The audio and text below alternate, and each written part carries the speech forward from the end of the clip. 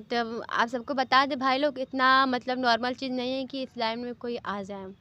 देखिए, इस लाइन में आने के लिए बहुत कुछ सुनना पड़ता है, बहुत कुछ सहना पड़ता है, जी, सबकी जी। बातें। बहुत लोग उल्टा-सीधा बोलते हैं, बहुत लोग सही बोलते हैं। तो इसकी वजह से हमने मतलब किसी की बात पे ध्यान नहीं दिया। फिर मैंने आकाश सर के साथ काम करते रहे।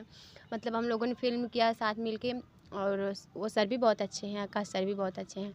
एक मतलब एकदम बहन की तरह मानते थे, वो भी काम-वाम करते थे। जी। और हम लोगों ने ऐसे लगभग 2 साल तक वीडियो बनाया। फिर बीच में मतलब ठंडी के दिन आया था, मतलब जनवरी-वनवरी का महीना चल रहा था।